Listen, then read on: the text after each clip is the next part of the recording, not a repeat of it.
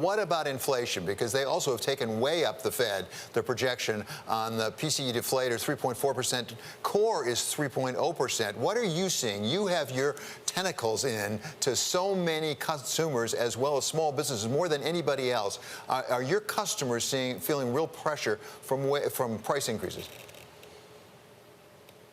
Well, the great debate is, what is temporary, what is transitory, as at SFP, as Tom was talking about this morning. These terms are used to try to signal what they think. Right now, the firm belief, I think, by the Fed is most of this is transitory. We'll see. But the question is, what about the stickier things? Wage growth becomes sticky, and you're seeing that come back.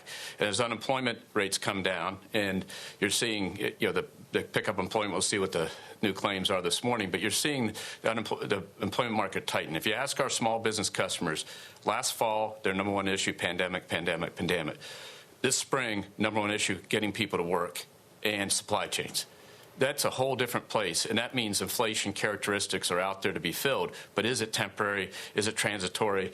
And there'll be a great debate about that. But I think it still comes down to what you think next year's projection for economic growth is and what you see in wage growth leading into that as to whether the stickier parts of this will happen. Now, the reality is in our customers' accounts, they still have 65, 70% of stimulus dollars in those accounts. The average balance for people of $2,000 to $5,000 of average balance accounts are up 3 times and sitting there ready to be spent. You're seeing their spending grow at 20% year to date through the 14th of June versus 19, not 18, but not 20, but 19, meaning the normal year. 19-20% growth. That's very strong. So it's all set up that inflation could happen. That'll be the great debate. But I think we have to get further into the question of what is transitory.